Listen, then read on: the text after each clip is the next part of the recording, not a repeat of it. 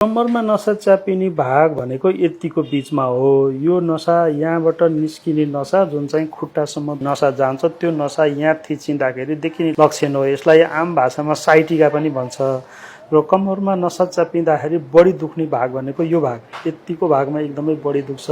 र यो दुखाइ यो भाग हुँदै यतातिर हुँदै यसरी यहाँ गएर यो औँलासम्म पनि पुग्छ।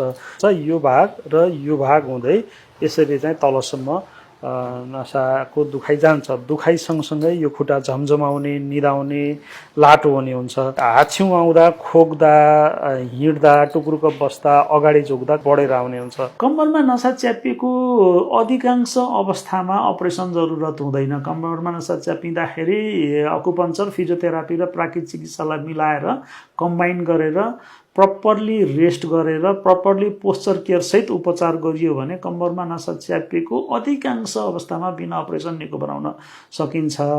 2081 साल माघ महिनामा मेरो श्रीमतीलाई ढाड दुख्ने समस्या भयो।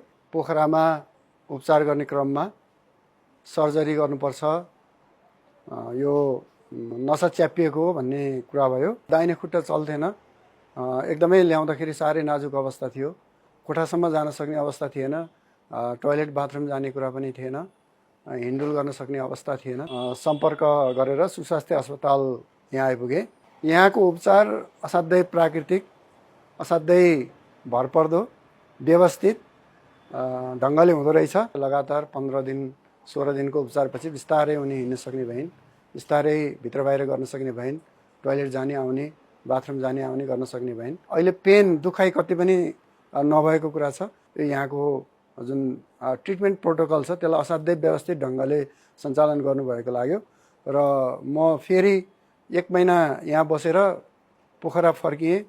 3 महिनापछि यहाँ फलोअपमा आउँदाखेरि मेरो श्रीमती आफै आउन सक्ने, तलमाथि गर्न सक्ने, हिँड्न सक्ने र असाध्यै राम्रोसँग चाहिँ हिलिङ भएको, असाध्यै राम्रोसँग चाहिँ निको भएको मैले महसुस गरेँ।